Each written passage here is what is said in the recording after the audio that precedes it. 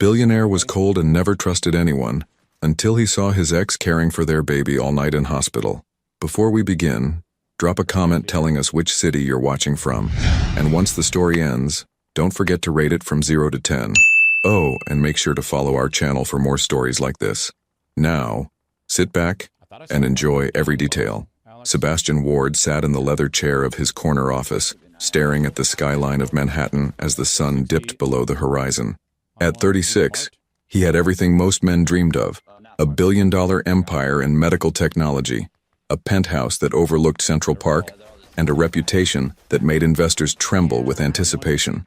But tonight, none of it mattered. His phone buzzed for the fourth time in 10 minutes. He glanced at the screen. Nanny, Maria. His jaw tightened as he answered. Mr. Ward, Theo's fever isn't coming down. It's been at 103 for 2 hours now. I gave him the medicine, but I'm on my way. Sebastian didn't wait for her to finish. He grabbed his coat and stormed out, leaving behind a conference room full of executives mid-presentation. The drive to his Tribeca townhouse felt eternal. His knuckles were white against the steering wheel, his mind racing through worst-case scenarios he'd never allow himself to consider in boardrooms. Control was his language. Uncertainty was not. When he burst through the front door, Maria stood in the foyer, cradling Theo in her arms. The baby's cheeks were flushed crimson, his tiny body limp against her shoulder. His whimpers were weak, defeated. Sebastian's heart dropped. How long has he been like this? His voice was sharper than he intended. Since this afternoon. I thought it was just teething, but Maria's eyes were glossy with worry. Mr. Ward, I think we need to take him to the hospital. He reached for his son, and Theo's small fingers curled weakly around his thumb. The baby's skin was burning. Sebastian had faced hostile takeovers, patent wars, and congressional hearings without flinching. But this terror was something entirely different. Get my car ready. We're going now. The emergency room at Northwell Presbyterian was chaos. Fluorescent lights hummed overhead, and the smell of antiseptic mixed with anxiety hung in the air. Sebastian held Theo close, his son's labored breathing the only sound that mattered. A nurse took them back quickly. Money and influence had their advantages even here. But as they wheeled Theo into a private room, Sebastian felt the walls closing in. We need to run tests, a young resident said, scribbling notes. It could be a viral infection or something more serious. We'll know more soon. More serious? Sebastian's voice was deadly calm, the kind of calm that preceded storms. What does that mean? Sir, we just need to be thorough. I want your best pediatrician. Now. The resident hesitated, then nodded. Dr. Ellington is on call tonight. She's one of the best we have. Sebastian froze. The name hit him like a freight train. It couldn't be. Not her. Not after 3 years of silence, of carefully avoiding every place she might be, every mutual connection that might mention her name. But before he could process it, the door opened, and there she was. Harper Ellington stood in the doorway, her white coat crisp, her dark blonde hair pulled back in a low bun, her hazel eyes, the same ones that used to look at him with love, then disappointment, then nothing, widened in recognition. Time stopped. She recovered first, her professional mask sliding into place with practiced ease. Mr. Ward. Her voice was steady, clinical. I understand your son is running a high fever. Sebastian couldn't speak. His throat was dry, his carefully constructed walls crumbling with every second she stood there. Harper moved past him, her focus shifting entirely to Theo. She lifted the baby gently from the bassinet, her touch confident and tender. Theo stirred, his fever-glazed eyes blinking up at her. Hey there, little one, she whispered, pressing her stethoscope to his tiny chest. Let's figure out what's going on, okay? Sebastian watched her work, efficient, compassionate, entirely in her element. This was the Harper he remembered, the one who chose healing over everything else, even over him. After several minutes of examination, she set Theo down carefully and turned to face Sebastian. Her expression was unreadable. We need to admit him for observation. His fever is too high, and I want to rule out bacterial infection. We'll start IV fluids and antibiotics as a precaution. Is he going to be okay?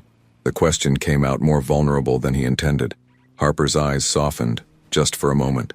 I'll make sure of it. As the nurses prepared to transfer Theo to the pediatric unit, Sebastian stood frozen in place, watching Harper give orders with quiet authority. She didn't look back at him, not once, but as she walked out of the room, He caught the slight tremor in her hand as she gripped her clipboard. She felt it too. Would you trust your greatest fear to the one who once held your heart? The pediatric intensive care unit was quieter than the emergency room, but the silence felt heavier. Sebastian sat in a chair beside Theo's crib, watching the rise and fall of his son's chest through the plastic barrier. An IV line ran from the baby's tiny hand, taped carefully in place. Monitors beeped rhythmically, tracking every heartbeat, every breath. He should have been on a conference call with Tokyo. He should have been reviewing quarterly projections. Instead, he was here, powerless, watching his 8-month-old son fight something he couldn't control, couldn't negotiate with, couldn't buy his way out of. The door opened softly, and Harper entered carrying a tablet. She moved with the same grace he remembered, though now it was paired with the confidence of someone who'd spent years mastering her craft. She checked the monitors without acknowledging him, her fingers flying across the screen as she updated Theo's chart. His temperature is down to 101.3, she said, her voice professionally neutral. The fluids are helping. We're still waiting on blood cultures, but his white blood cell count suggests a viral infection rather than bacterial. Meaning he'll recover with supportive care. No surgery, no long-term damage. She finally looked at him, and for a split second, he saw something flicker in her eyes. Concern, maybe, or old familiarity. He's going to be fine, Sebastian. The sound of his name on her lips after 3 years felt like both a comfort and a wound. Thank you, he managed. Harper nodded and turned to leave, but he spoke again before he could stop himself. How have you been? She paused at the door, her back to him. The silence stretched between them like a canyon. Busy, she finally said, not turning around. Residency was brutal, but I made it through. She glanced over her shoulder. I heard about your company. The FDA approval for the cardiac monitoring system was impressive. You kept track? Hard not to when your face is on the cover of Forbes every other month. There was no bitterness in her tone, just statement of fact. Get some rest, Mr. Ward. Visiting hours are technically over, but I'll make an exception. You can stay with him tonight. Harper, I'll check on him every hour. She left before he could say anything else, the door clicking shut behind her. Sebastian leaned back in the chair and closed his eyes. This wasn't how he'd imagined seeing her again, if he'd ever let himself imagine it at all. In his mind, their paths would cross at some medical conference where he was keynote speaker, or perhaps at a charity gala where he could demonstrate how successful he'd become without her. Not like this. Not when he was unshaven, exhausted, and terrified for his son's life. At 2:47 a.m., Harper returned as promised. Sebastian had dozed off, his head tilted at an awkward angle against the chair's hard back. She stood in the doorway for a moment, watching him sleep. The harsh hospital lights revealed the new lines around his eyes, the silver threading through his dark hair at the temples. He looked older, tired, human. She approached Theo's crib quietly, checking his vitals with practiced efficiency. The baby was sleeping peacefully now, his fever finally breaking. His tiny fist was curled near his face, his features so much like Sebastian's that it made her chest tighten. This child had a mother once, she reminded herself. Someone Sebastian had moved on with. Someone who'd given him what Harper never could, or never would. Is he okay? She jumped slightly. Sebastian was awake, watching her with red-rimmed eyes. He's stable. Temperature is down to 99.8. That's a very good sign. She made a note on her tablet, then hesitated. You should go home. Get real sleep. We'll call if anything changes. I'm not leaving him.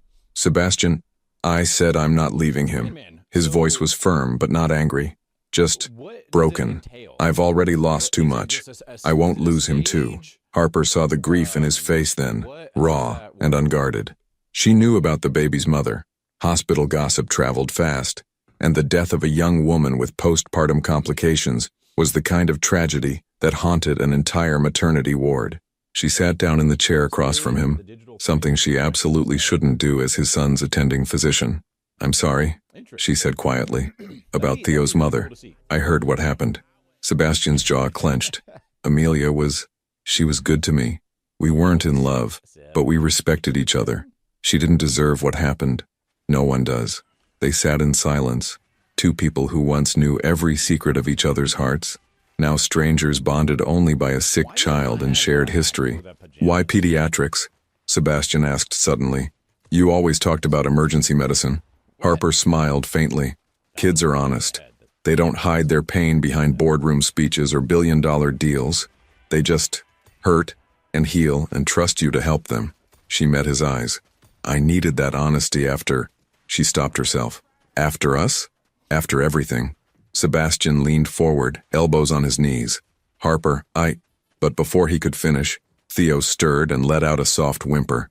Both of them stood immediately, instinct overriding unfinished conversations. Harper reached the crib first, gently placing her hand on the baby's chest. Shh, sweet boy, you're okay. And miraculously, Theo settled. His tiny hand reached up and wrapped around Harper's finger, holding on with surprising strength for someone so small. Sebastian stared at them, at Harper's gentle smile, at his son's peaceful face, at the connection forming between them in real time. Something shifted in his chest, something dangerous and terrifying. Harper looked up and caught his expression. She carefully extracted her finger from Theo's grip and stepped back. I should go. Other patients to check on. She moved toward the door quickly, professionally. Harper. She stopped but didn't turn around. Thank you for taking care of him. Her shoulders tensed. It's my job, Sebastian. I know, but still, thank you. She left without another word, and Sebastian sank back into his chair. Through the window, he watched her stop at the nurse's station, saw her press her fingers to her temples like she was fighting a headache or a memory. In the crib, Theo slept peacefully, his tiny chest rising and falling in steady rhythm, and Sebastian realized with growing dread that the universe had just handed him something far more complicated than a second chance. It had given him hope. Morning light filtered through the hospital blinds, casting soft stripes across Theo's crib. Sebastian hadn't slept. Not really. Every time he closed his eyes, he saw Harper's face, heard the careful distance in her voice, felt the ghost of what they'd been. A nurse came in at 7 to check Theo's vitals, her smile warm and practiced. Good news, Dad. His fever's been normal all night. Dr. Ellington says, if he keeps improving, you might take him home tomorrow. Tomorrow. One more day of seeing Harper in her element, of watching her save his son while maintaining the professional wall between them. One more day of torture disguised as relief. Thank you, Sebastian said, running a hand through his disheveled hair. He needed a shower, a change of clothes, and about 12 hours of uninterrupted sleep. But he wasn't leaving. His phone had been vibrating nonstop since dawn. 43 missed calls, most from his COO, Daniel. The board meeting he'd walked out on yesterday had apparently gone as well as expected, which was to say disastrously. A potential merger was hanging by a thread. Investors were nervous, and the press was already circling with questions about his sudden departure. He didn't care. Let them wait. Let the stock price fluctuate. His son was alive, and that was the only bottom line that mattered right now. Harper stood at the nurse's station, reviewing patient charts with Dr. Reeves, one of the senior attendings. She'd been awake for 26 hours straight, fueled by coffee and muscle memory. Her shift had technically ended at 6, but she couldn't bring herself to leave. Not yet. You should go home, Ellington, Dr. Reeves said, glancing at her with concern. The ward baby is stable. Jenkins can take over. I know. I just want to make sure that you're avoiding the father. Harper's head snapped up. Doctor. Reeves was in his 60s with kind eyes and zero tolerance for nonsense. I'm not. I've been doing this for 30 years. I know the look of someone running from their past. He closed his tablet. Whatever history you two have, don't let it compromise your judgment. If you need to transfer the case, do it. I won't let it affect my work. I'm not worried about your work. I'm worried about you. He squeezed her shoulder briefly. Go home. Sleep. That's an order. Harper nodded. But as Dr. Reeves walked away, she found herself heading toward the pediatric ward instead of the exit. Just one more check, just to make sure Theo's numbers were holding steady. She told herself it was professional diligence. She knew it was a lie. Sebastian was standing at the window when she entered, his back to the door. He'd taken off his jacket sometime during the night, his white shirt wrinkled and untucked. There was something vulnerable about seeing him like this. The great Sebastian Ward, unpolished and human. You're still here, Harper said quietly. He turned, and she saw the exhaustion etched into every line of his face. So are you. My shift just ended. I was doing final rounds. Of course. He looked back out the window at the city waking up below. Thank you for staying with him last night. I know you didn't have to. Harper approached Theo's crib, checking the monitors even though she'd reviewed them 10 minutes ago at the nurse's station. The baby was awake now, staring up at the mobile hanging above him with wide, curious eyes. "He has your eyes," she said before she could stop herself. Sebastian moved closer, standing on the opposite side of the crib. "Everyone says that. I don't see it. That's because you're too busy looking at everything else." Harper reached down and let Theo wrap his fingers around her thumb. "Kids see the world differently. No filters, no walls, just pure experience.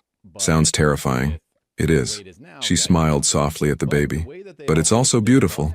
They stood in silence, both watching Theo, both acutely aware of the 2 feet of space between them that felt like miles. "I think about it sometimes," Sebastian said suddenly, "about how different things could have been." Harper's hand stilled. "Sebastian, I'm not trying to start something, I need you to know that I know I messed up. I chose work over us. I chose deals and acquisitions and board meetings over the one person who actually mattered." His voice was rough, honest, and I've regretted it every single day since. Harper pulled her hand away from Theo, straightening. "You made your choice. I made mine. We both moved on. Did we?" The question hung in the air between them, dangerous and true. Harper felt her carefully constructed defenses cracking. "You had a child with someone else, Sebastian. You built a whole life. I built nothing," he interrupted, his voice sharp. "Amelia and I, it was convenient, safe. We wanted the same things. No expectations, no complications.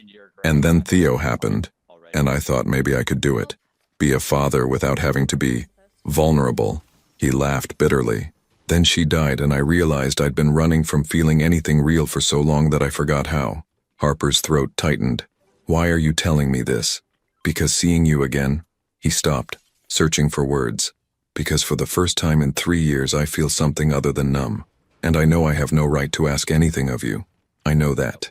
But I need you to understand that losing you was the biggest mistake of my life." Harper closed her eyes, fighting the tears that threatened to fall. This was exactly what she'd feared. Not his indifference, but his honesty. Not his absence, but his presence. "I can't do this," she whispered. "Not here. Not now. I know, I'm sorry." Sebastian stepped back, giving her space. "I shouldn't have said anything." Harper turned toward the door, but Theo made a sound. A small, distressed whimper. Instinctively, both of them moved toward the crib. Harper got there first, lifting the baby gently. Theo settled immediately against her chest, his tiny hand fisting in her white coat. Sebastian watched them, and Harper saw something break open in his expression. Longing, grief, hope, all tangled together. "He trusts you," Sebastian said softly. "In 8 months, I've never seen him settle that quickly for anyone except Maria and me." Harper looked down at Theo's peaceful face, feeling the steady rhythm of his breathing against her. This wasn't fair.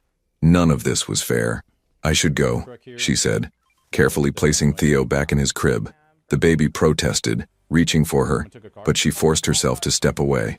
"Dr. Jenkins will take over your case. He's excellent." "Harper, wait." But she was already at the door, her hand on the handle.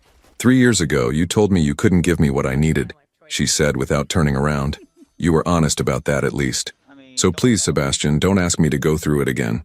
She left before he could respond, her footsteps echoing down the hallway as she walked away from the one man who'd ever truly broken her heart. Behind her, through the window, Sebastian stood alone in the sterile room, holding his son and wondering if some mistakes were too big to ever fix. Harper made it to the parking garage before the tears came. She sat in her Honda Civic, a practical car she'd bought during residency and never bothered to upgrade, and let herself break down for exactly 3 minutes. Then she wiped her eyes, started the engine, and drove home to her studio apartment in Brooklyn. She'd worked too hard to let Sebastian Ward unravel her again. Her apartment was small but comfortable, decorated with plants she somehow kept alive despite her schedule and framed photographs of her family. Her younger sister Lily grinned from a frame on the bookshelf, forever frozen at 16 in her high school graduation gown. Her parents stood proud beside her, their farm in upstate New York visible in the background. Harper showered, changed into comfortable clothes and tried to sleep. But every time she closed her eyes, she saw Theo's tiny hand reaching for her, saw Sebastian's raw honesty, felt the weight of 3 years of unresolved feelings pressing down on her chest. At 2 in the afternoon, she gave up and made coffee instead. Her phone buzzed. A text from her best friend and colleague, Dr. Simone Laurent. "Simone, heard you pulled a double. You okay?" Harper, "Fine, just tired." Simone. Liar. Coffee at Tony's in 20. Harper smiled despite herself. Simone had been her anchor through medical school, residency, and the aftermath of her breakup with Sebastian. If anyone could see through her deflections, it was Simone. Harper. Make it 30. I need to look human first.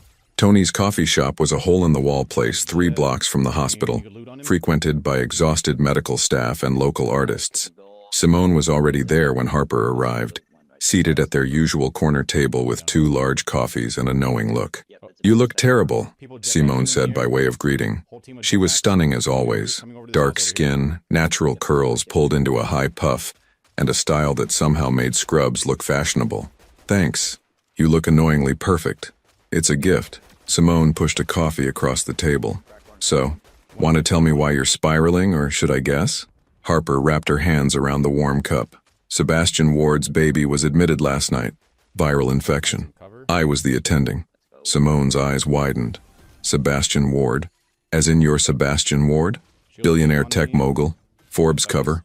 Broke your heart 3 years ago, Sebastian Ward? He was never my anything. And yes. Holy hell. Simone leaned back, processing. How did that go? Professionally.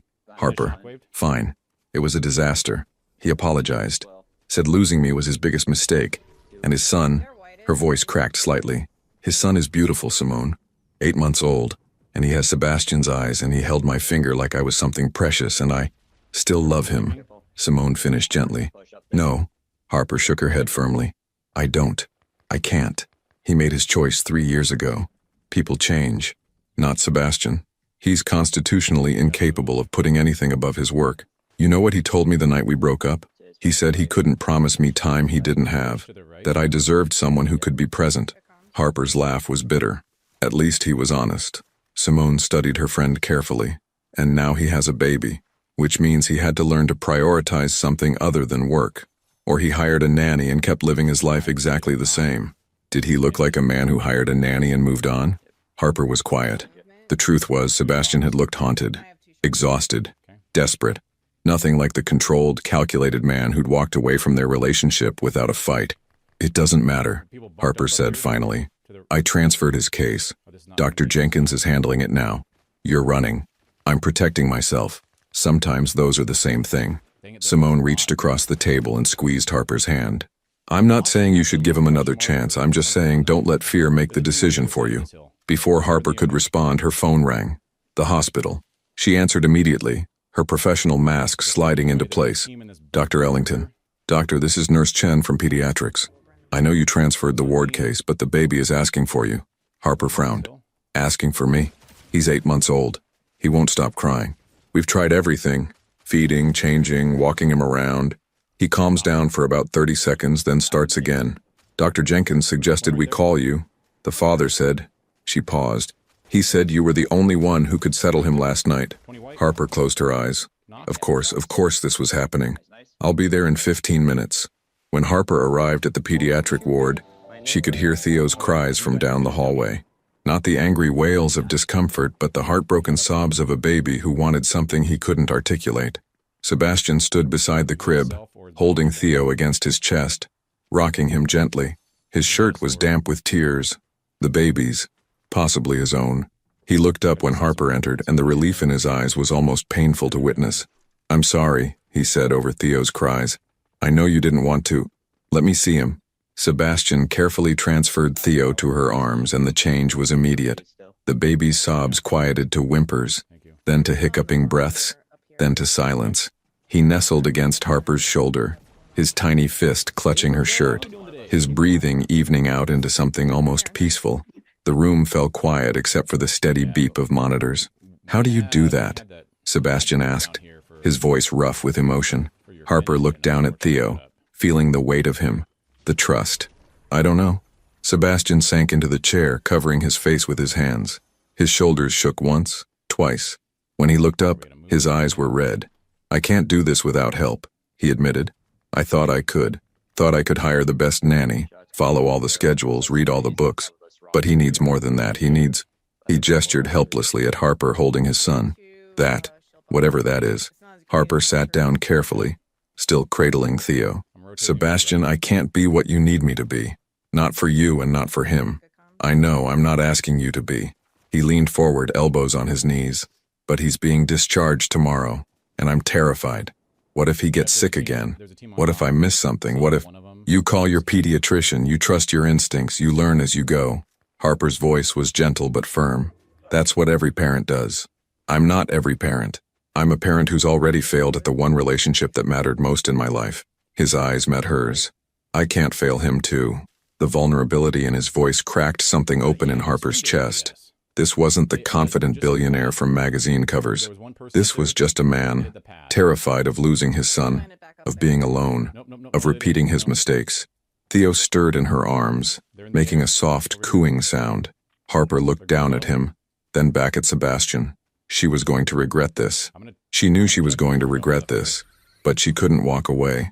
Not from this baby who trusted her. Not from this man who was finally asking for help. I'll give you my personal number, she said quietly. If you have questions, if you're worried, if something seems off. She paused. But this is about Theo. Only Theo, not us. Sebastian nodded quickly. Of course, only Theo. Harper stood, carefully placing the sleeping baby back in his crib. She pulled out her phone and sent Sebastian a text with her number. Thank you, he said. Harper, Don't. She held up a hand. Don't thank me. Don't make this more than it is. I'm doing this for him. She left before he could see the lie in her eyes. Because the truth she couldn't admit even to herself, was that she was doing it for all of them. 3 days passed before Sebastian texted. Harper told herself she wasn't waiting. She went to work, saw her patients, had dinner with Simone, went to her weekly yoga class. She lived her life exactly as she had before Theo Ward was admitted to her hospital. Except she checked her phone more often than usual. Except she thought about a pair of wide gray eyes and tiny fingers that gripped with surprising strength. Except she dreamed about Sebastian's voice saying losing you was the biggest mistake of my life and woke up with her heart racing. On the 4th day, her phone buzzed at 11 p.m. She was in bed reading a medical journal she wasn't absorbing. Unknown number. His temperature is 99.1. Is that normal, or should I be worried? Harper saved the contact as Sebastian W. and responded, Harper, normal. Babies run slightly warmer than adults. Anything over 100.4 is concerning. How's he acting? Sebastian W. Happy. Just ate. Playing with his feet. Harper.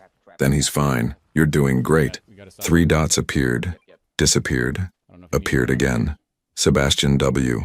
Thank you for answering, and for this. Harper stared at the message for a long moment before turning off her phone and forcing herself to sleep. The texts became routine. Small questions at first, feeding schedules, sleep patterns, developmental milestones. Sebastian never asked about her day, never tried to steer conversations toward personal territory. He kept his promise, which somehow made it worse.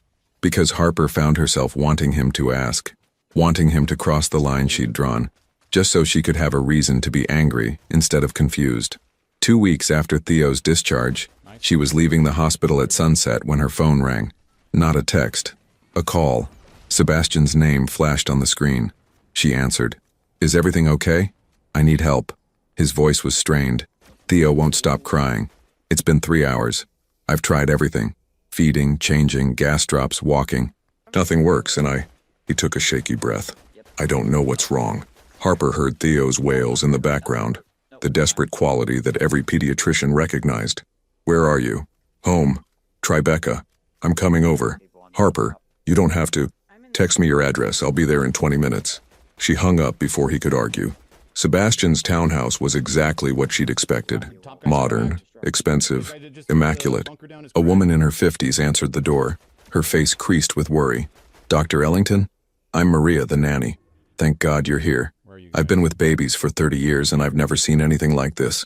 Harper followed the sound of crying upstairs to a nursery decorated in soft blues and grays. Sebastian stood at the window, bouncing Theo in his arms. His dress shirt rumpled and partially unbuttoned. He looked like he'd aged 5 years in 3 hours.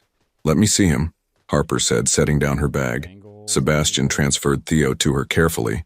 The baby was red-faced, his little body tense with distress. Harper felt his forehead, slightly warm but not feverish. She checked his diaper, examined his belly, looked in his ears with the otoscope she'd grabbed from her car. When did he last eat? She asked, her fingers gently probing Theo's abdomen. 2 hours ago. He took the bottle fine. Harper noticed the way Theo arched his back, the way he pulled his knees up, and his bowel movements today. Sebastian looked at Maria, who shook her head. Nothing since this morning. He's constipated, Harper said, relief flooding through her. Uncomfortable but not dangerous. Maria, do you have any glycerin suppositories? In the bathroom cabinet. 10 minutes later, after the suppository had done its work, Theo was calm. His crying had stopped, replaced by curious babbling as he grabbed at Harper's stethoscope. The transformation was remarkable. Sebastian sat on the floor of the nursery, his head tilted back against the wall, eyes closed. I thought something was seriously wrong. I was about to drive to the emergency room. You did the right thing calling me first. Harper sat in the rocking chair, letting Theo play with her fingers.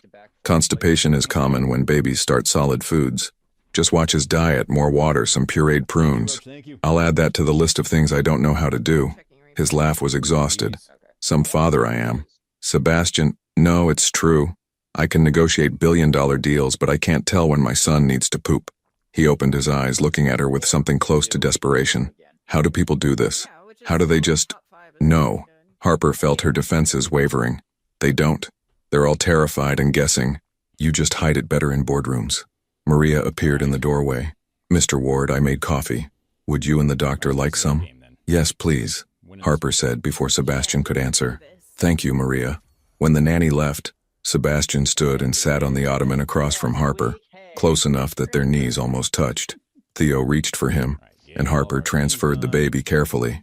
Father and son looked at each other, and Harper saw Sebastian's expression soften into something achingly tender. He's lucky to have you, Harper said quietly. He deserves better. He deserves you. Imperfect. Learning. Trying. That's what love is. Sebastian looked up at her, and the intensity in his gaze made her breath catch. Is that what we were doing? Trying?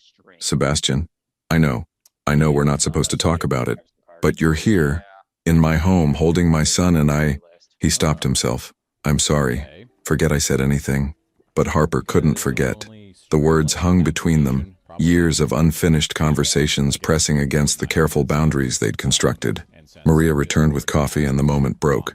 They sat in the nursery drinking from expensive mugs while Theo dozed in his father's arms, and Harper wondered how she'd ended up here, in the home of the man who'd broken her heart, feeling more at peace than she had in 3 years. Stay for dinner, Sebastian said suddenly. Please, it's the least I can do. I should go. Maria made too much, and it's late. And he met her eyes. I don't want you to drive home this late alone. It was a flimsy excuse. Brooklyn wasn't far, and Harper had driven home at all hours as a resident. But something in his voice, not manipulation, just honest want, made her nod. Okay, but just dinner. They ate at the kitchen island, pasta with vegetables that Maria had prepared before leaving for the evening.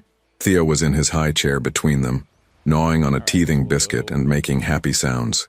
This is good, Harper said, twirling pasta on her fork. Tell Maria she's an excellent cook. She'll be thrilled. I think she worries I don't eat enough. Sebastian watched Theo, then looked at Harper. Can I ask you something? Depends on the question. Why pediatrics? Really? You were so passionate about trauma surgery in medical school. Harper set down her fork. Because trauma surgery is about saving people in their worst moments. But pediatrics is about giving them better moments before the worst ever happens. She smiled at Theo. Kids are resilient. They heal faster, bounce back, trust again. I guess I needed to be around that kind of hope. After us, Sebastian said quietly. After everything. They ate in silence for a moment. Then Sebastian spoke again, his voice careful. I saw your name in the hospital newsletter. You published a paper on pediatric cardiac care in underserved communities. Harper looked up, surprised. You read the hospital newsletter? I read everything that mentions you. He said it simply, like it was obvious. I know that's probably weird, but I wanted to know you were okay, that you were happy. Sebastian, I'm not trying to make you uncomfortable. I just need you to know that you didn't disappear from my life. You were just everywhere I couldn't reach. Harper felt tears prick her eyes. This was dangerous territory. This was exactly what she'd been trying to avoid. But Theo chose that moment to throw his biscuit directly at Sebastian's face, breaking the tension. It bounced off his nose and landed in his pasta. They both froze. Then Harper burst out laughing, real, surprised laughter that echoed through the kitchen. Sebastian stared at her, then at his son, then started laughing too. "I think that's his way of telling us we're being too serious," Sebastian said, wiping tomato sauce off his cheek. "Smart kid." Harper handed him a napkin, their fingers brushing briefly. The touch sent electricity up her arm. From the way Sebastian's eyes darkened, he felt it too. Harper stood quickly. "I should go. It's late, and I have an early shift." "Of course." Sebastian stood too, not arguing this time. "Thank you for coming, for helping, for... Just text me if you need anything," Harper interrupted, gathering her bag. "Anything about Theo, I mean. I know what you meant." At the door, Harper turned back. Sebastian stood in the hallway, holding Theo, both of them watching her leave. The image was so domestic, so perfect, that it physically hurt. "Good night, Sebastian." "Good night, Harper." She made it to her car before she let herself acknowledge the truth. She was falling again, and this time there would be no easy way to stop. Harper's phone buzzed at 6 a.m. on a Saturday. She groaned, reaching for it with one eye still closed, expecting a hospital emergency. Sebastian W. "Theo took his first real steps this morning. Thought you'd want to know." Below the text was a video. Harper sat up in bed, suddenly wide awake, and pressed play. The footage was shaky, clearly filmed in a rush. Theo stood near a coffee table, both hands gripping the edge. Sebastian's voice came from behind the camera, encouraging and excited. "Come on, buddy. You can do it. Come to Daddy." Theo looked at the camera, grinned that heart-melting baby grin, and took 3 wobbly steps before falling onto his padded bottom. The video ended with Sebastian's laugh, genuine, unguarded, full of pure joy. Harper watched it 3 times. Harper: "That's amazing. He's right on schedule. Did you get it on your actual camera or just phone?" Sebastian W. "Just phone. I wasn't expecting it. 1 minute he was standing, next minute he was walking. I nearly dropped my coffee." Harper: "Welcome to parenthood. They never warn you that all the big moments happen when you're least prepared." Sebastian W. "I'm learning that. Thank you for everything." Harper stared at the message, her thumb hovering over the keyboard. She should keep it professional, should maintain distance. Instead, she typed, "Want to celebrate? There's a farmer's market in Union Square. Good for kids, fresh air, normal people things." She hit send before she could overthink it. 3 dots appeared immediately. Sebastian W. "What time?" Harper arrived at Union Square at 10, wearing jeans and a light sweater, her hair loose around her shoulders. She told herself this wasn't a date. This was a pediatrician supporting a new father. This was perfectly professional. This was a complete lie, and she knew it. Sebastian was already there, pushing Theo in a high-end stroller that probably cost more than Harper's monthly rent. He wore dark jeans and a navy Henley, casual clothes that somehow made him look more attractive than any tailored suit. Theo was dressed in tiny overalls and a striped shirt, looking like a magazine ad for perfect babies. "Hey," Sebastian said, his smile genuine and slightly nervous. "Thanks for suggesting this. I've lived in Manhattan for 15 years and never been to the farmer's market." "That's criminal." Harper knelt down to Theo's level. "Good morning, walking man. Feeling proud of yourself?" Theo babbled excitedly, reaching for her. Harper unstrapped him from the stroller and lifted him up. He immediately grabbed a fistful of her hair, which she'd learned was his favorite greeting. "He missed you," Sebastian said quietly. "I saw him 4 days ago." "I know. He still missed you." Their eyes met over Theo's head, and Harper felt that familiar pull. Dangerous, intoxicating, terrifying. "Come on," she said, breaking the moment. "Let's find some overpriced organic apples." They wandered through the market, weaving between vendors selling everything from fresh produce to handmade jewelry. Harper pointed out different vegetables to Theo, letting him touch the smooth skin of an eggplant, the bumpy texture of cauliflower.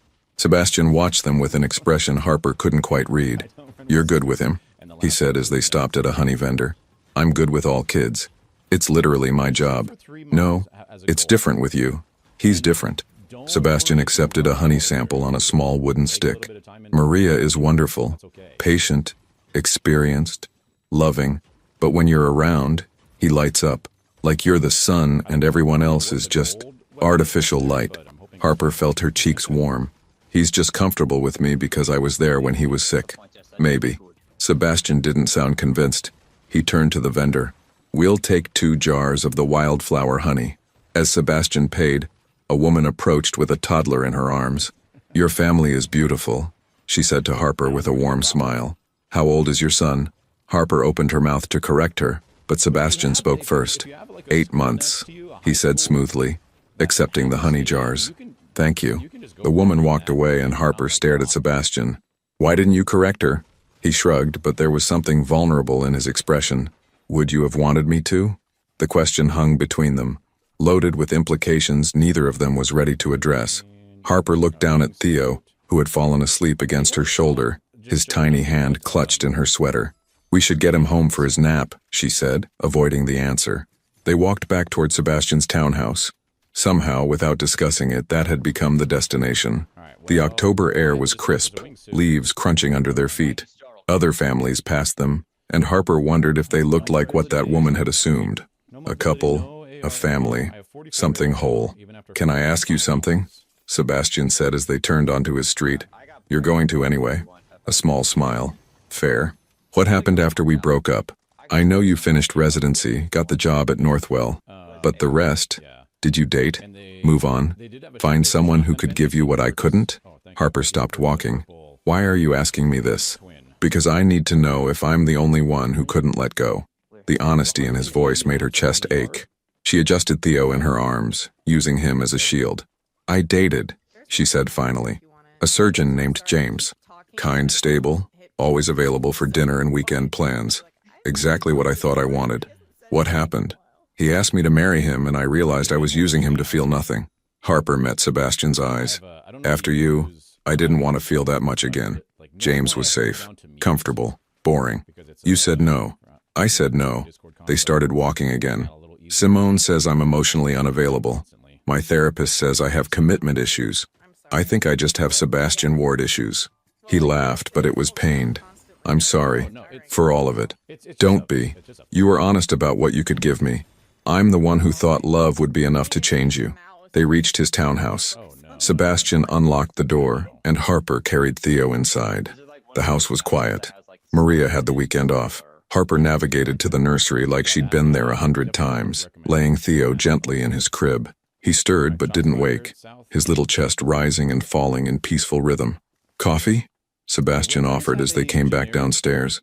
Harper knew she should leave, knew that staying would only make everything more complicated. "Sure," she said. They sat at the kitchen island, mugs steaming between them.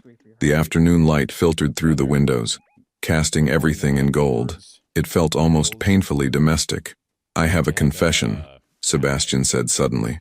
"That night you came over, when Theo was crying, I knew what was wrong." Harper set down her mug. "What?" Maria had already figured out it was constipation. "She told me right before I called you." He met her eyes. "I called you anyway because I wanted to see you. Because having you here even for an emergency felt like breathing after years of holding my breath." Harper's heart hammered. "Sebastian, I know this isn't what we agreed to. I know I'm breaking the rules." He reached across the counter, stopping just short of touching her hand. "But I can't keep pretending this is just about Theo. I can't keep pretending you're just his doctor. Then what am I?" Harper whispered. Before he could answer, the doorbell rang. Sebastian frowned. "I'm not expecting anyone." He went to answer it and Harper heard a woman's voice, sharp, cultured, angry. Then footsteps, heels clicking on hardwood, coming closer. A woman swept into the kitchen, late 50s, platinum hair in a severe bob, wearing a designer suit that probably cost more than Harper's car. Her eyes were cold, assessing, filled with barely contained rage. "Where is my grandson?" she demanded. Sebastian appeared behind her, his face pale. "Patricia, what are you doing here?" "Collecting what's mine." Patricia's gaze fixed on Harper. "And you must be the doctor. How convenient." Sebastian always did prefer mixing business with pleasure. Harper stood. "I should go." "No." Sebastian's voice was firm. "Harper, stay. Patricia, you can't just show up unannounced." "I can when my son's child is being raised by a stranger." Patricia's voice dripped with venom. "Did you really think I wouldn't find out? That you've been parading some woman around playing house, replacing Amelia like she never existed? That's enough," Sebastian said, his voice dangerously quiet. But Patricia wasn't finished. She turned to Harper, her smile cruel. "Did he tell you? About how he destroyed my daughter's life?" How he got her pregnant and then couldn't even be bothered to love her? How she died alone while he was in some boardroom making money. Harper felt like she'd been slapped. I'm not. You're not what? Not sleeping with him? Not playing mother to my grandson? Patricia laughed bitterly. You're just like all the others. Temporary. Forgettable. Gone the moment something more important comes along. Get out, Sebastian said. Now, I'm not leaving without Theo. You have no legal right. I have a lawyer who says otherwise. Grandparent rights, Sebastian. Look them up. Patricia pulled out her phone. I'll see you in court, and when I'm done, you'll be lucky to have supervised visits. She swept out as dramatically as she'd entered, leaving destruction in her wake. The silence that followed was deafening. Harper grabbed her bag with shaking hands. Harper, please. Let me explain. Explain what? That your dead girlfriend's mother just threatened to take your child? That I'm somehow part of this mess now? Harper's voice cracked. I can't do this, Sebastian. I can't be in the middle of whatever this is. You're not in the middle, you're... What? What am I? Harper demanded, tears streaming down her face. Because 5 minutes ago you were about to tell me I'm more than Theo's doctor, and now his grandmother is threatening legal action and using me as evidence against you. Sebastian reached for her, but she stepped back. I'm sorry, he said desperately. Patricia is... She's grieving, she's angry, she's right. Harper's voice was hollow. I am temporary. Because that's all you know how to do, Sebastian. Temporary. Convenient. Until something more important comes along. That's not fair. Maybe not, but it's true. Harper headed for the door. Don't call me. Don't text me. Find another doctor for Theo. Harper, please. She left without looking back, even though she could hear Theo starting to cry upstairs, woken by the noise. Even though every instinct screamed at her to turn around. Even though leaving felt like tearing out her own heart all over again. 2 weeks passed in painful silence. Sebastian texted once. I'm sorry. For everything. Please don't shut me out completely. Harper deleted it without responding. He texted again 3 days later. Theo asks for you. He points at the door and says, I think he's trying to say your name. Harper turned off her phone. At work, she threw herself into 12-hour shifts, accepting every extra case, volunteering for weekend coverage. Simone watched her with worried eyes but didn't push. Even Dr. Reeves commented that she looked exhausted. Take a day off, Ellington, he said after she'd been on her feet for 16 hours straight. That's an order. So Harper went home to her empty apartment and stared at the ceiling, replaying Patricia's words on an endless loop. Temporary, forgettable, gone the moment something more important comes along. The worst part? She wasn't wrong. Harper's phone buzzed. Unknown number. She almost didn't answer. Dr. Ellington? A professional female voice. This is Jennifer Moss from Cunningham & Associates. I'm an attorney representing Sebastian Ward in a custody matter. Mr. Ward has listed you as a character witness. Would you be available to give a deposition? Harper's stomach dropped. A deposition? Mrs. Patricia Brennan has filed for emergency custody of Theodore Ward, citing neglect and improper environment. Your testimony could be crucial to Mr. Ward's case. I'm not involved in their family situation. According to Mrs. Brennan's filing, you've been a regular presence in the child's life. She's claiming you're evidence of Mr. Ward's instability and poor judgment. A pause. Mr. Ward doesn't want to pressure you, but I have to tell you honestly, without your testimony, he could lose his son. Harper closed her eyes. When do you need my answer? We have a hearing in 5 days. I'll email you the details. The call ended, and Harper sat in the growing darkness of her apartment, feeling the walls close in. She lasted 3 days before calling Simone. They met at a wine bar in Chelsea, one of those cozy places with dim lighting and intimate booths. Simone ordered them a bottle of Pinot Noir and waited while Harper drank half a glass in one long swallow. Okay, Simone said. Talk.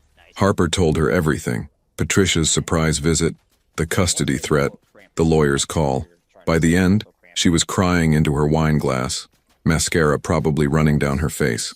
So what are you going to do? Simone asked gently. I don't know. If I testify, I'm declaring myself part of his life, part of Theo's life. And what if it's not enough? What if Patricia wins anyway? And if you don't testify? Then Sebastian loses his son because I was too afraid to help. Simone reached across the table and squeezed Harper's hand.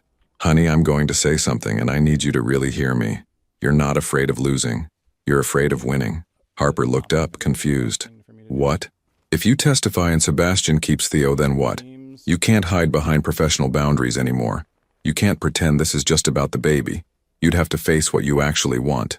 Simone's voice was kind, but firm. And what you want terrifies you more than losing ever could. Harper stared at her friend, the truth of it settling into her bones. What if he breaks my heart again? She whispered. What if he doesn't? The hearing was held in family court in downtown Manhattan. Harper arrived 15 minutes early, wearing a simple navy dress and pearls her mother had given her. Her hands shook as she checked in with the bailiff. Sebastian was already there with his legal team, sitting at the defendant's table. He looked exhausted, shadows under his eyes, his suit perfectly tailored but hanging slightly loose, like he'd lost weight. When he saw Harper, his expression shifted from resignation to something that looked like desperate hope. Patricia sat across the aisle with her attorney, a shark in an expensive suit. She looked at Harper with cold triumph, like she'd already won. The judge entered, a stern woman in her 60s named Judge Martinez. Let's begin. Mrs. Brennan, your petition claims that Mr. Ward is providing an unstable environment for his son. Present your evidence. Patricia's attorney stood, launching into a prepared statement about Sebastian's demanding work schedule, his lack of parenting experience, his parade of women through the child's life. Harper's name came up repeatedly, always with the implication that she was just another girlfriend, another temporary fixture. Dr. Ellington has been documented visiting Mr. Ward's residence multiple times, the attorney said, staying late into the evening, engaging in a romantic relationship while supposedly providing medical care to the child. This represents a clear conflict of interest and poor judgment on Mr. Ward's part. Sebastian's attorney, Jennifer Moss, stood. Your Honor, Dr. Ellington is here to provide testimony. I think the court will find that Mrs. Brennan's characterization is not only inaccurate but deliberately misleading. Judge Martinez looked at Harper. Dr. Ellington, please approach. Harper stood on legs that felt like water. She was sworn in, her voice steady despite the terror coursing through her veins. Jennifer began with easy questions. Harper's credentials, her role as Theo's pediatrician, the circumstances of their first meeting. Then she got to the heart of it. Dr. Ellington, can you describe Mr. Ward's capabilities as a father?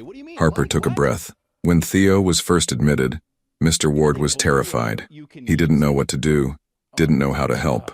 But he stayed. He didn't leave his son's side for 3 days. He asked questions, learned, adapted. She looked at Sebastian. I've treated hundreds of parents. Some are naturals, some struggle, but the ones who matter are the ones who show up. And Sebastian has shown up every single day. And your personal relationship with Mr. Ward? Harper's throat tightened. We dated years ago. It ended. When I saw him again in the hospital, it was complicated. But everything I've done has been in Theo's best interest. Have you observed anything that would suggest Mr. Ward is unfit to care for his son? No. The opposite. I've watched him sacrifice business deals to be at doctor's appointments. I've seen him learn to make bottles at 3 a.m. I've watched him hold his son during vaccinations and cry harder than the baby did. Harper's voice cracked. Theo doesn't need a perfect parent.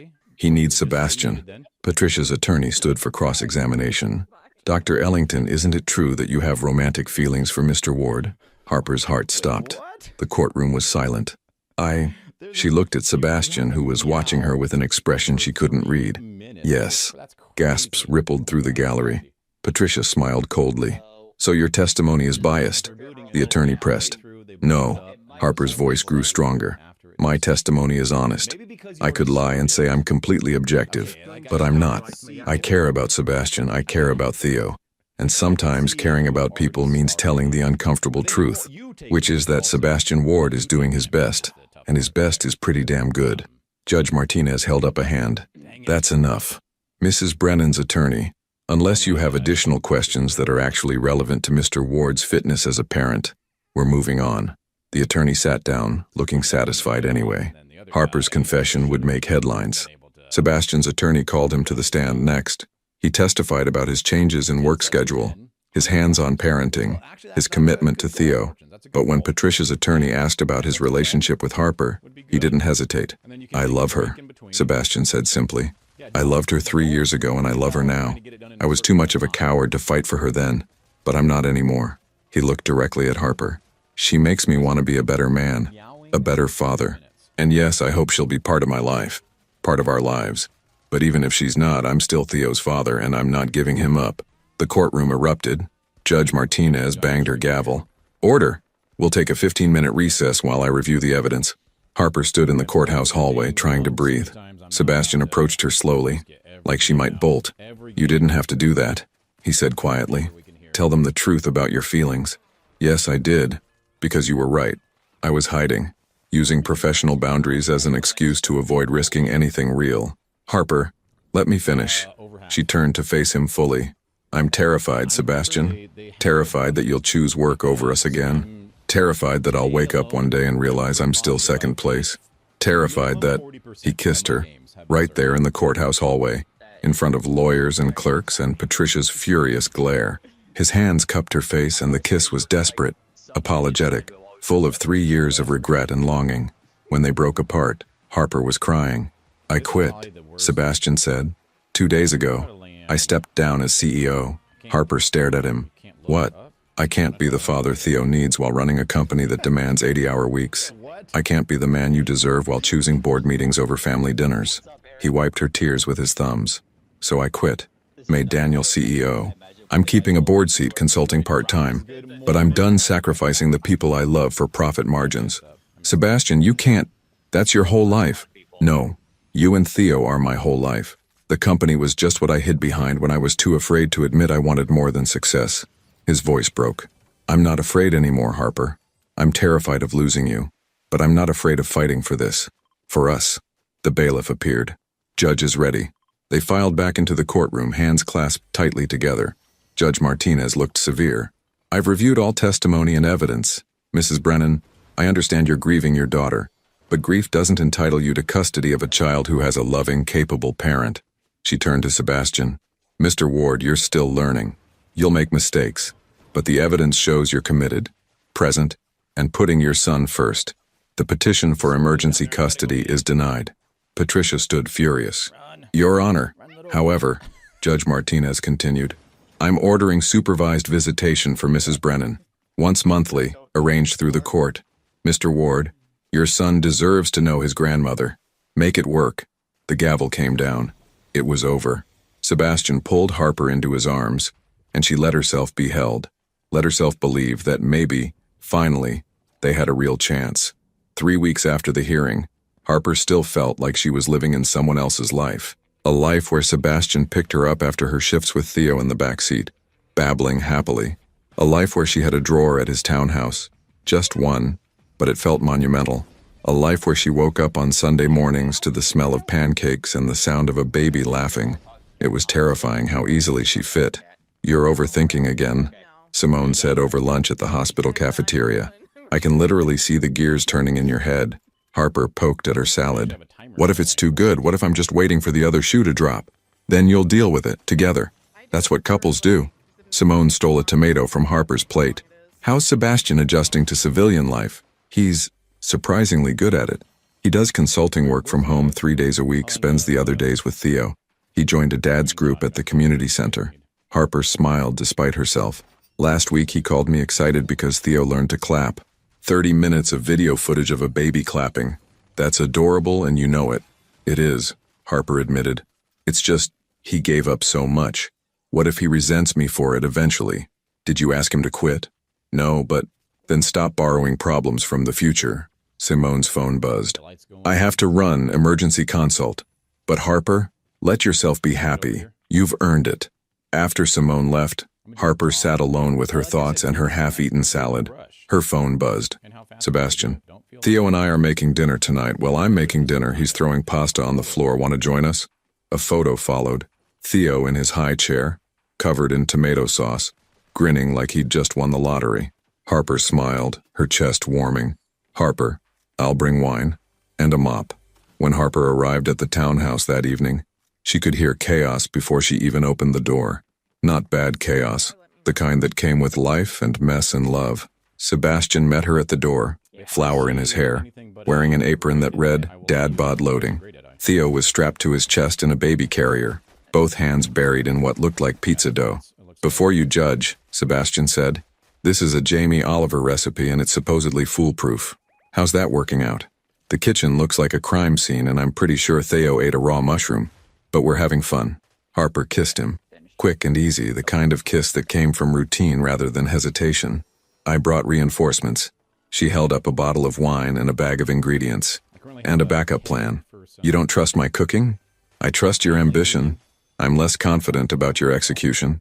They worked together in the kitchen, an easy rhythm developing. Sebastian shaped the pizza dough while Harper chopped vegetables. Theo, still strapped to his father's chest, provided commentary and enthusiastic babbles and the occasional shriek of joy. He's getting heavy, Sebastian said, adjusting the carrier. Maria says I should put him down more, let him practice walking. Maria's right, but I also get it. Harper glanced at them. Father and son, both covered in flour, both grinning. Sometimes you just want to hold on. Sebastian met her eyes across the kitchen island. Yeah, sometimes you do. The moment stretched between them, warm and significant. Then Theo grabbed a fistful of cheese and shoved it in his mouth, breaking the spell. No, buddy, that's for the pizza. Sebastian laughed, trying to extract cheese from tiny fingers. They ate dinner at the kitchen table.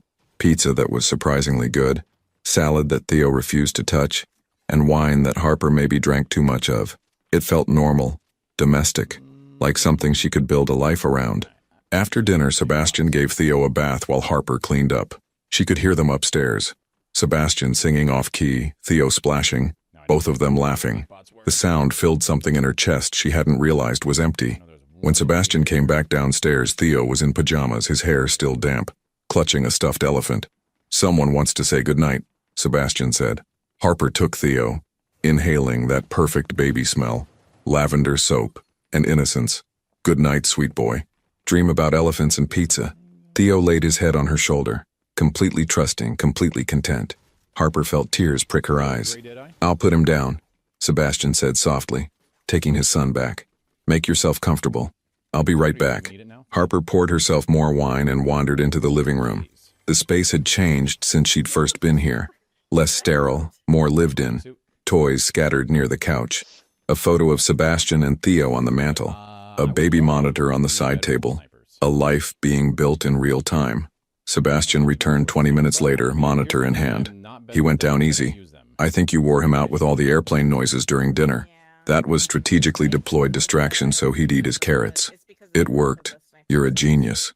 Sebastian sat beside her on the couch, close enough that their thighs touched. Thank you for this, for being here. You don't have to thank me for having dinner with you. I'm not thanking you for dinner. I'm thanking you for staying, for giving us another chance. He took her hand, threading their fingers together, for believing I could change. Harper looked at their joined hands. Did you? Change, I mean. Or did you just rearrange your priorities? Both, maybe. I don't know if people fundamentally change, but I think we can choose what matters. He brought her hand to his lips, kissing her knuckles. 3 years ago, I chose wrong. I won't make that mistake again. Sebastian, Harper set down her wine glass. I need to tell you something. His expression tensed. Okay, I'm scared. All the time. Scared that this is temporary. Scared that you'll wake up and realize you gave up your empire for a woman who doesn't know if she wants kids of her own, who works crazy hours, who... Sebastian pulled her into his lap, cutting off her spiral with a kiss. When they broke apart, his forehead rested against hers. You think I don't know who you are? I've known you for 5 years, Harper. I know you work 70-hour weeks because you can't stand the idea of missing a patient who needs you. I know you cry at sappy commercials but keep a steel spine in trauma situations. I know you're terrified of wanting things because you're afraid they'll disappear. He cupped her face. And I know that you love Theo, even if you're scared to admit it, even if you're not sure about having your own kids. That's enough. You're enough. Harper's vision blurred with tears. What if I'm not? What if... No more what ifs. We deal with reality as it comes. Together. He wiped her tears with his thumbs. I love you, Harper Ellington. The stubborn, brilliant, complicated, beautiful you. And I'm not going anywhere. I love you too, she whispered. I never stopped. They kissed again. Slower this time. Deeper.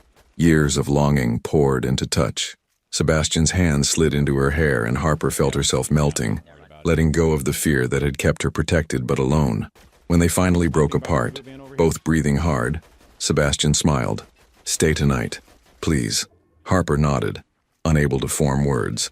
They moved to his bedroom, the space she'd seen but never entered. It was masculine but warm, with a massive bed and windows overlooking the city. The baby monitor sat on the nightstand, Theo's soft breathing a soundtrack to everything that followed. They made love slowly, relearning each other, erasing 3 years of absence with every touch. And afterward, lying in Sebastian's arms with the city lights filtering through the windows, Harper finally let herself believe this wasn't temporary. This was real. Harper woke at 3 a.m. to crying. Not Theo's crying, Sebastian's phone ringing. He answered groggily. Hello? Yes, this is he. What? He sat up abruptly, suddenly wide awake. When? Is he okay? I'm on my way. Harper sat up, heart racing. What's wrong? That was the hospital. Patricia was in a car accident. She's in critical condition. Sebastian was already getting dressed, his movements sharp with adrenaline. I have to go. Sebastian, I know she tried to take Theo, but she's still his grandmother, still Amelia's mother. I can't just... He ran his hands through his hair. I have to go. Harper got out of bed, reaching for her clothes. Then we'll go together. Sebastian looked at her, something breaking open in his expression. You don't have to. Yes, I do. That's what this means, right? Being together. We show up, even when it's hard. She kissed him quickly. Get Theo ready. I'll call Maria and ask her to meet us at the hospital. As they rushed to get dressed, to wake a confused and cranky Theo, to navigate the dark city streets toward the hospital, Harper realized something. She wasn't scared anymore. She was home. The emergency room was organized chaos when they arrived. Harper immediately shifted into doctor mode, while Sebastian held Theo close, trying to shield him from the fluorescent lights and urgent voices. Maria met them near the registration desk, still in her nightgown under a winter coat. Mr. Ward, I came as fast as I could. Give me the baby. You need to focus on Mrs. Brennan. But Sebastian hesitated, looking at Harper. She squeezed his arm. Go. We'll be in the waiting room. He nodded and disappeared with a nurse toward the trauma bay. Harper took Theo from Maria, and the baby, sensing the tension, buried his face in her neck. Is Mrs. Brennan going to be okay? Maria asked quietly. I don't know. I'll see what I can find out. Harper approached the nurse's station, recognizing the charge nurse on duty. Lisa, the trauma that just came in, Patricia Brennan. What's her status? Lisa checked her computer, then lowered her voice. Multi-vehicle collision, broken ribs, collapsed lung, internal bleeding. They're taking her to surgery in 10 minutes. Dr. Chen is operating. She paused. You know her? It's complicated. Isn't it always? Lisa's expression softened. The family can wait in the surgical waiting room on the 4th floor. Harper nodded her thanks and returned to Maria. Together they took the elevator up, Theo growing heavier in Harper's arms as he finally fell back asleep despite the chaos. The surgical waiting room was nearly empty at this hour. Just them, a man pacing near the windows, and a woman knitting in the corner. Harper sat with Theo sleeping on her chest, Maria beside her, both of them existing in that strange liminal space hospitals created. 30 minutes later, Sebastian emerged from the restricted area, looking destroyed. They're operating now. 6 hours, maybe more. They said it's... His voice cracked. They said it's bad. Harper stood carefully, keeping Theo asleep, and guided Sebastian to a chair. He sat heavily, dropping his head into his hands. This is my fault, he said. She was upset, driving angry, and No. Harper's voice was firm. You didn't cause this. The driver who ran the red light caused this. Patricia's choices caused this. You are not responsible for other people's actions, Sebastian. Maria stood. I'll get coffee. Mr. Ward, you look like you need it. When Maria left, Harper sat beside Sebastian, adjusting Theo so the baby was cradled between them. Sebastian reached out, his hand resting on his son's back. I was so angry at her, he whispered, for threatening to take Theo, for ambushing you, for turning Amelia's death into ammunition. And now she might die. And all I can think is, what if those are the last memories Theo has of his grandmother? Lawyers and courtrooms and hate? Then we make new ones. If she survives, we give her chances to be better, to know Theo as he grows. Harper met his eyes. You taught me that. About second chances. Sebastian's laugh was hollow. I'm not sure I deserve the credit. You stepped down from your company. You chose your son over your empire. You chose me over safety. Harper shifted Theo slightly. That's not nothing, Sebastian. That's everything. He looked at her then. Really looked. And Harper saw the moment something shifted in him. Not acceptance, but maybe the beginning of it. The understanding that he couldn't control everything, couldn't fix everything, could only show up and try. I don't know what I'd do without you, he said softly. Good thing you don't have to find out. Maria returned with coffee and paper cups. They settled in for the long wait, taking turns holding Theo, checking the surgery board, existing in that suspended reality where time moved differently. At sunrise, Dr. Chen emerged, still in surgical scrubs, looking exhausted. Sebastian stood immediately. She made it through surgery, Dr. Chen said. We repaired the internal bleeding, reinflated her lungs, stabilized her ribs, but she's critical. The next 48 hours will tell us more. Can I see her? Sebastian asked. ICU only allows immediate family. Are you her son-in-law? Was her son-in-law? Sebastian struggled for the right words. I'm the father of her grandson. I'm all she has. Dr. Chen nodded. Room 412, but only for a few minutes. She needs rest. Sebastian stood outside Patricia's ICU room, staring through the glass. She looked small in the hospital bed, nothing like the formidable woman who'd stormed into his home. Machines beeped around her, tubes running everywhere, her platinum hair matted and dull. Harper appeared beside him alone. Maria took Theo to get breakfast. You okay? I don't know what to feel. Then don't feel anything yet. Just be present. Sebastian pushed open the door and entered. Harper started to wait outside, but he turned back. Come with me, please. They approached the bed together. Patricia's eyes were closed, her breathing assisted by oxygen. A monitor tracked her heart rate. Steady, but weak. Sebastian pulled up a chair, and Harper stood behind him, one hand on his shoulder. They sat in silence, watching this woman who'd caused so much pain, who was also just a mother grieving her daughter. I'm sorry, Sebastian said quietly, not sure if Patricia could hear him. I'm sorry I couldn't love Amelia the way she deserved. I tried. God knows I tried. But my heart was somewhere else, and that wasn't fair to her. His voice broke. She gave me Theo. She gave me the greatest gift, and I couldn't give her what she needed in return. So I'm sorry. For all of it. Harper's grip on his shoulder tightened. Patricia's eyes fluttered open, unfocused at first. Then she saw Sebastian, and something shifted in her expression. Not anger, but exhaustion, pain, resignation. Sebastian, she whispered, her voice barely audible through the oxygen mask. Don't talk. You need to rest. But Patricia shook her head weakly. Need to say. She struggled, each word an effort. I was wrong. At the hearing. You're good, father. Sebastian leaned forward. Patricia, let me finish. She coughed, wincing. Amelia knew. She knew you didn't love her, but she loved that baby. Said he'd have your intelligence, your strength.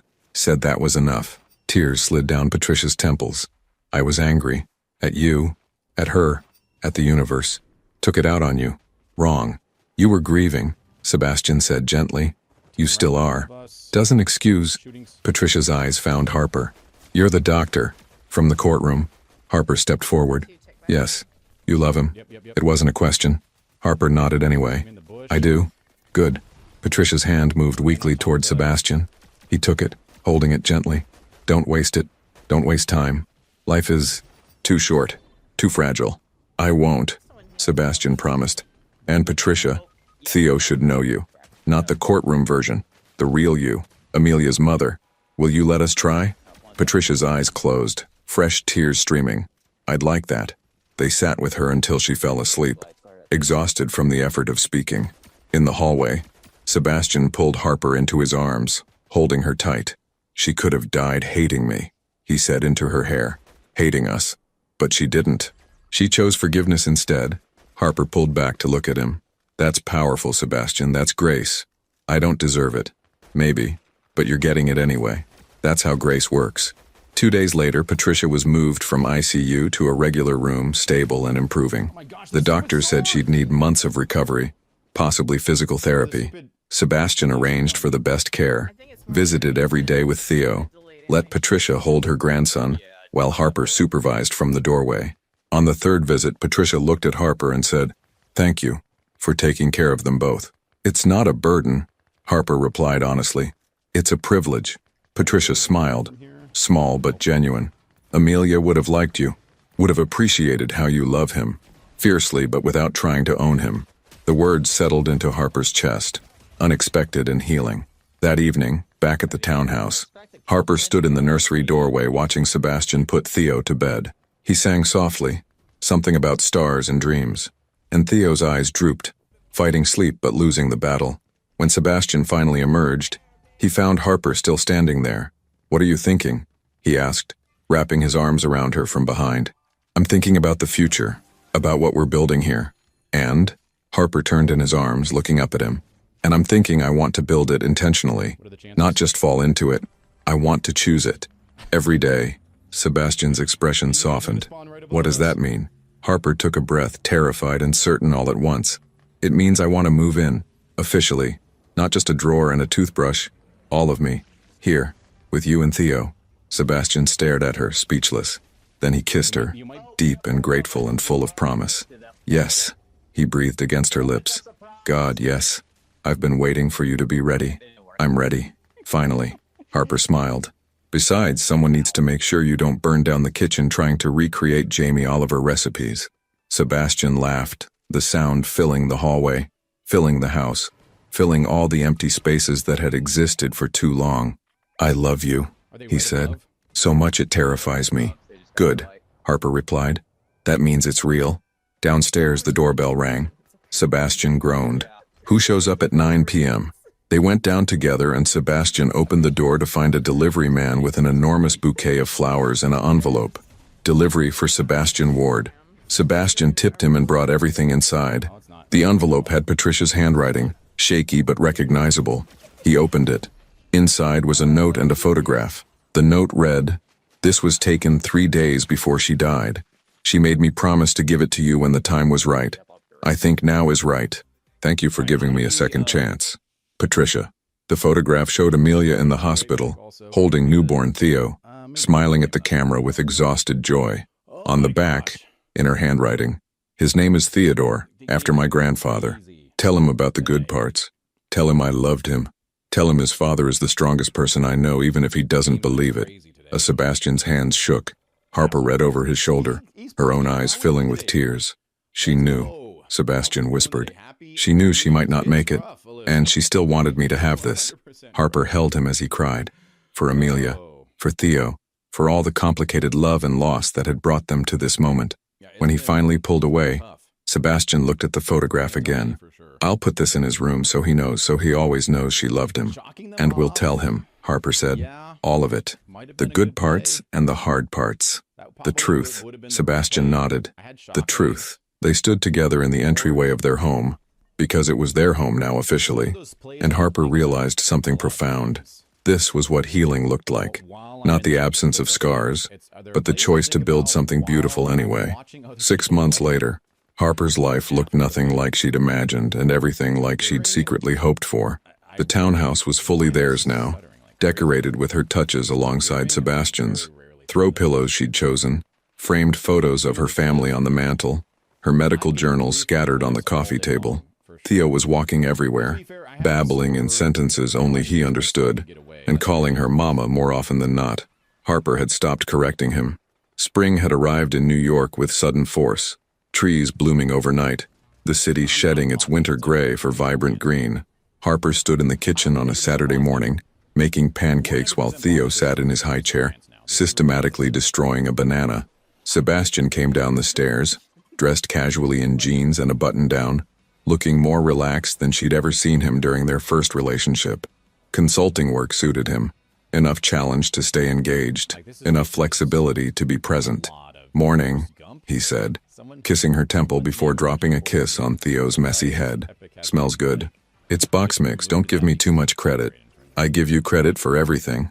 He poured coffee for both of them, moving around the kitchen with the ease of routine. "So, I was thinking, dangerous activity." Sebastian laughed. "Patricia's been out of rehab for 3 weeks now, she's doing really well. And she mentioned wanting to have Theo for a full day soon. Not just a few hours?" Harper flipped a pancake. "How do you feel about that?" "Terrified. But also, she's earned it. She's been to therapy, worked through a lot of her grief, and Theo loves her." He paused.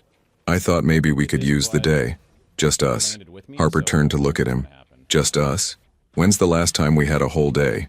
No hospital shifts, no baby, no interruptions." Sebastian's eyes held something she couldn't quite read.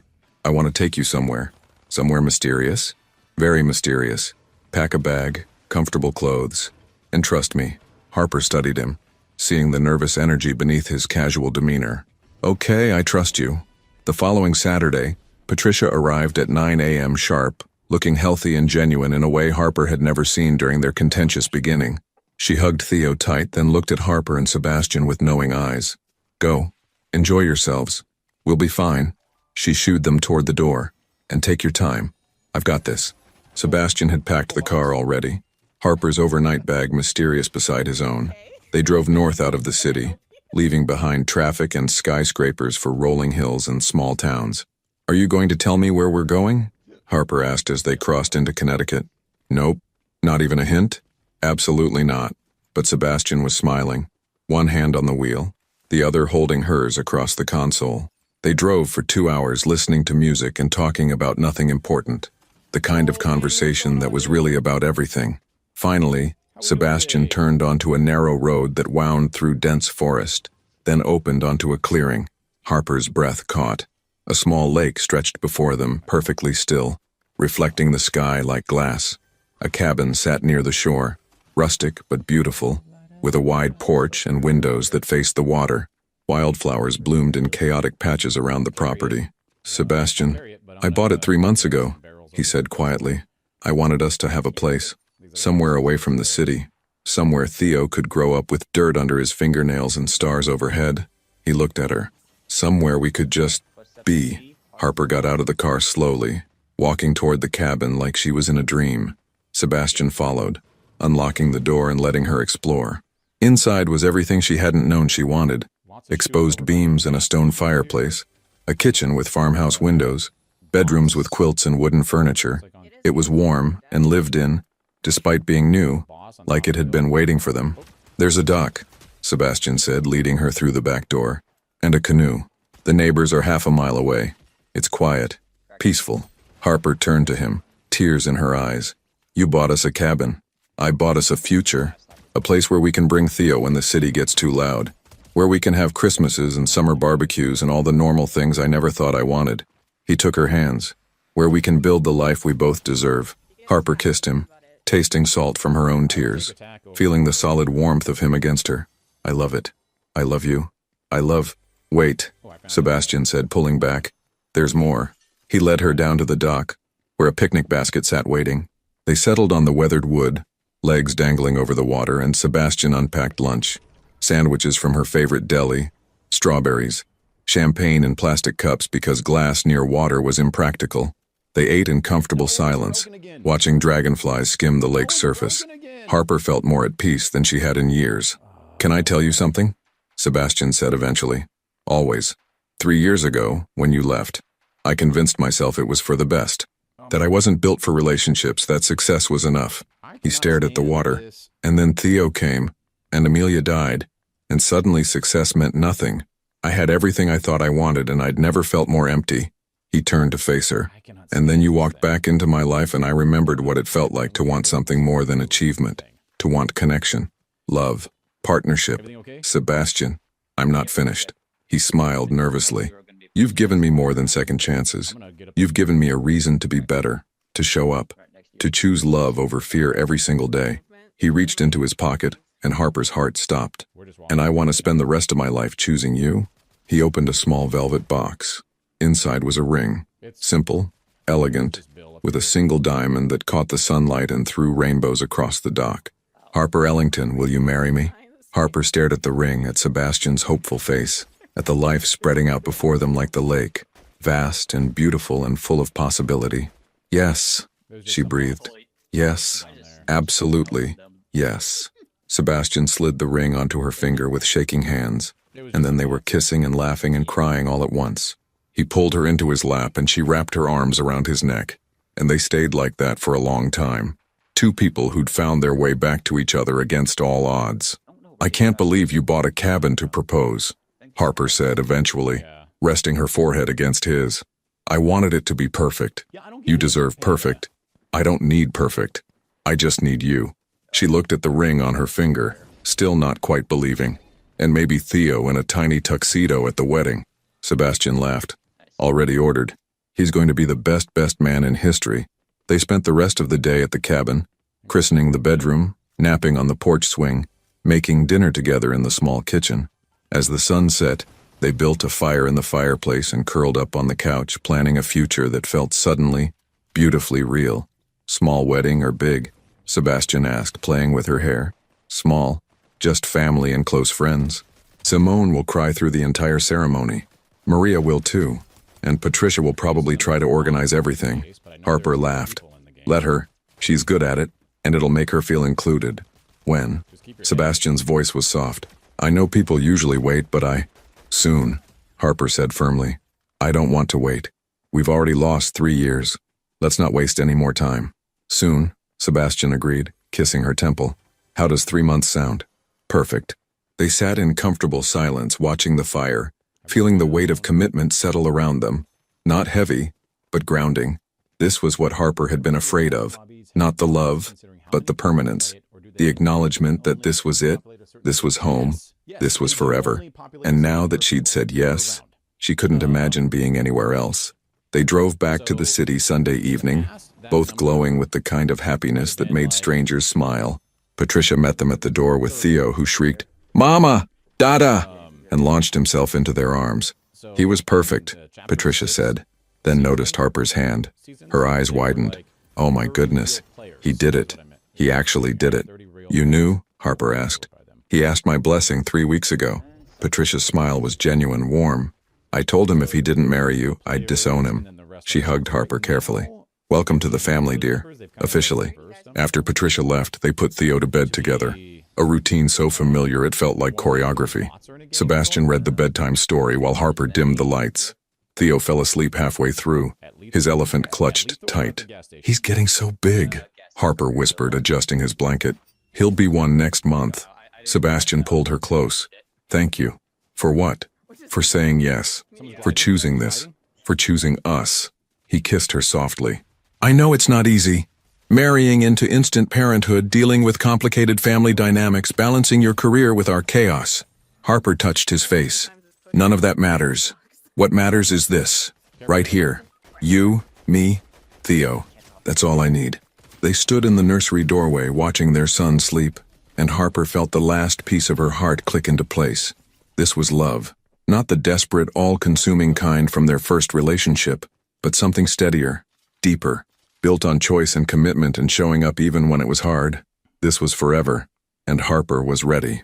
3 years later, the late afternoon sun filtered through the towering oak trees at the lakeside cabin, casting dancing shadows across the lawn where white chairs sat in neat rows. Harper stood in the master bedroom adjusting her simple ivory dress, tea-length with delicate lace sleeves, while Simone fussed with her hair. Stop fidgeting, Simone commanded, securing the final pin in Harper's loose updo. You're going to mess up my masterpiece. I'm not fidgeting, I'm fidgeting. Simone stepped back, admiring her work. But you're allowed. It's your wedding day. Again, Harper smiled at her reflection. 3 years ago, she'd married Sebastian in a small ceremony at City Hall. Intimate, perfect, exactly what they'd needed.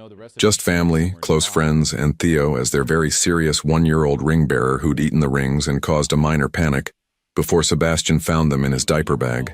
But this was different. This was a vow renewal, a celebration of everything they'd survived and built together. A chance to say their promises again with more certainty, more history, more love. How do I look? Harper asked. Like a woman who's about to make a billionaire cry in front of 50 people. Simone handed her the bouquet of wildflowers picked fresh that morning. Ready? Harper took a deep breath. More than ready. Downstairs, Sebastian stood on the back porch with his best man, Daniel, his former COO and current CEO, who'd become one of his closest friends during the transition. Theo, now 4 years old, sat on the porch steps in his miniature suit, carefully examining a beetle. Buddy, you're supposed to be getting ready to walk with Mama, Sebastian said. I am ready. But the beetle needs help. He's lost. Theo looked up with those serious gray eyes that were pure Sebastian. Can we keep him? Absolutely not. But Mama said we should help things that are lost. Sebastian crouched down beside his son. She's right. But helping doesn't always mean keeping. Sometimes it means putting them back where they belong. He gently moved the beetle to the garden. See? Now he can find his family. Theo considered this. Like how you and Mama found each other again. Sebastian's chest tightened. Exactly like that. And then you found me? No, buddy, I had you first. But Mama chose us, both of us. That's even better. Theo grinned and threw his arms around Sebastian's neck. I love Mama. Me too, kid. Me too. Maria appeared in the doorway, dabbing her eyes with a tissue. They're ready to start. Theo, come with me. You remember what to do? Walk slow, give Mama the flowers, don't eat anything that's not food. Theo recited his instructions perfectly, then looked at Sebastian. Papa, you look nervous. I am nervous. Why? You already married Mama once. Because every time I see her, I fall in love all over again. And that's always a little bit scary. Theo nodded sagely, as if this made perfect sense, then took Maria's hand and headed inside. Daniel clapped Sebastian on the shoulder. You good? Yeah, I'm good. Sebastian straightened his tie. Navy blue, Harper's favorite color on him. Better than good. I'm exactly where I'm supposed to be. The ceremony was simple and perfect. Harper walked down the makeshift aisle on her father's arm, her mother crying in the front row beside Patricia, who looked healthier and happier than Sebastian had ever seen her. Simone stood as maid of honor, already tearing up. Theo sat in the front row between Maria and Harper's younger sister Lily, swinging his legs and waving at everyone. When Harper reached the altar, really just a wooden arch decorated with wildflowers, Sebastian forgot how to breathe. She was radiant, glowing with happiness, looking at him like he was her whole world, because he was, and she was his. The officiant began, but Sebastian barely heard the words. He was too focused on Harper's face, on the way her hand trembled slightly in his, on the tears gathering in her eyes that matched his own. Sebastian and Harper have written their own vows, the officiant said. Sebastian, you may begin. Sebastian took a breath, pulling a folded paper from his pocket, then changing his mind and speaking from his heart instead. 3 years ago, I stood in a courthouse and promised to love you for the rest of my life. I meant it then. I mean it even more now. His voice was steady despite the emotion. You walked into my life twice. Once when I was too scared to deserve you, and once when I was desperate enough to fight for you. Both times, you changed everything. Harper's tears spilled over. You taught me that success isn't measured in profit margins or Forbes covers. It's measured in Saturday morning pancakes and bedtime stories, and the way Theo's face lights up when you walk through the door. It's measured in moments like this, standing here surrounded by people we love, choosing each other again. He squeezed her hands. So today, I promise you the same things I promised 3 years ago, but with more certainty. I promise to show up, to choose you, to put us first always, to be the man you believed I could be even when I didn't believe it myself. He paused, his voice breaking slightly. And I promise to never stop falling in love with you. Every single day for the rest of our lives. Harper was fully crying now, not even trying to hide it. She wiped her eyes, took a breath, and began her own vows. Sebastian Ward, you are the most infuriating, complicated, brilliant man I've ever known.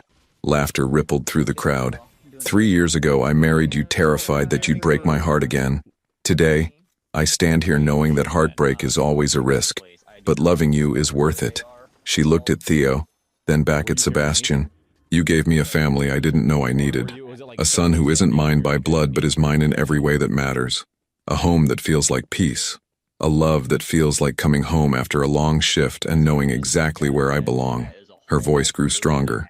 So I promise you this. I will choose you on the good days and the hard days. I will show up when you're strong and when you're falling apart. I will love Theo as fiercely as if I'd carried him myself. And I will never ever let you forget that you are enough.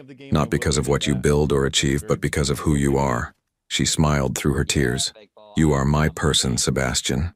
Today, tomorrow, and every day after. Always.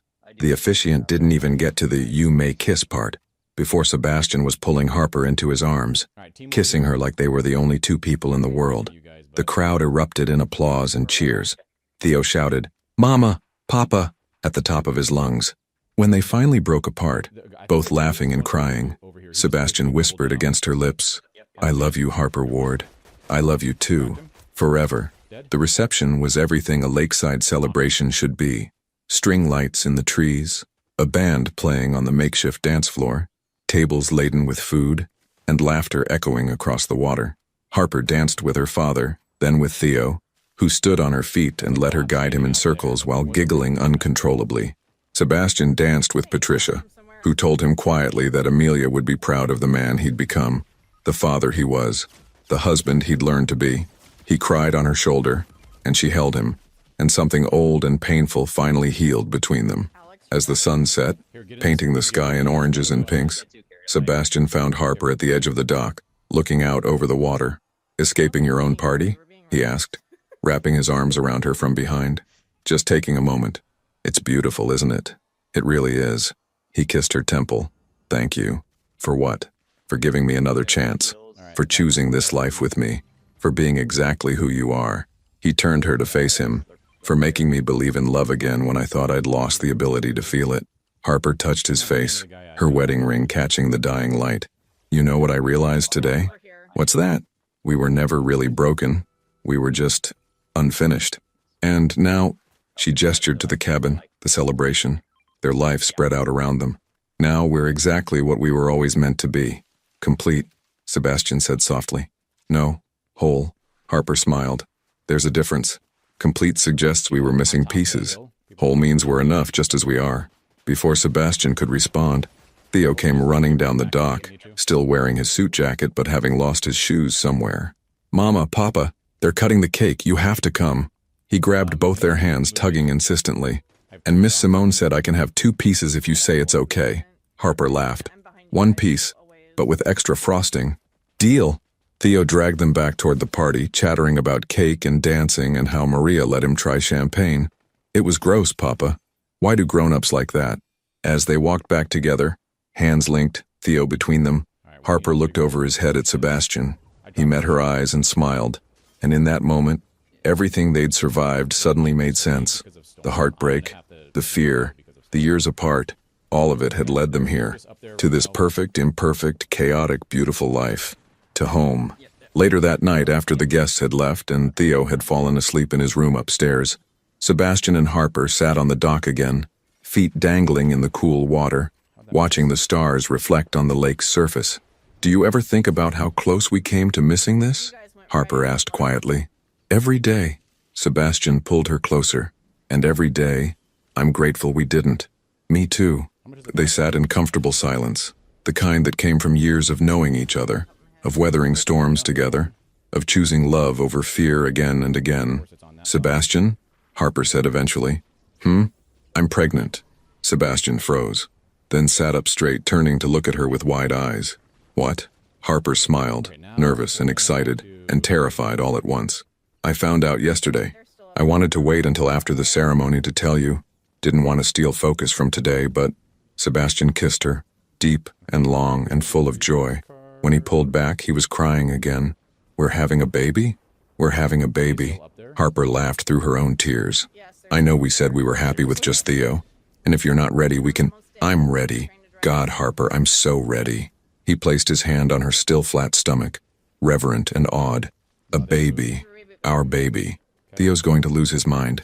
He's been asking for a sibling since he learned what siblings were. He's going to be the best big brother." Sebastian pulled her into his lap, holding her close. "Thank you. For all of it. For this life. For this family. For choosing me." Harper rested her head against his chest, listening to his heartbeat. Steady, strong, home. "Thank you for becoming someone worth choosing." They stayed like that until the stars multiplied overhead, until the night grew cool and they had to go inside. But before they did, Harper took one last look at the lake, at the cabin, at the life they'd built from broken pieces and second chances. And she smiled, knowing that whatever came next, babies and chaos and all the beautiful mess of life, they would face it together, because that's what love was. Not the absence of storms, but the promise to weather them side by side, always. Your participation means a lot to the channel. Please share your thoughts in the comments. Have you ever gotten a second chance at love? Would you have been brave enough to choose it? Thank you for watching. If you enjoyed the story, please subscribe to our channel and leave a comment below letting us know what you thought. Your feedback and support mean a lot to us. Stay tuned for more exciting stories.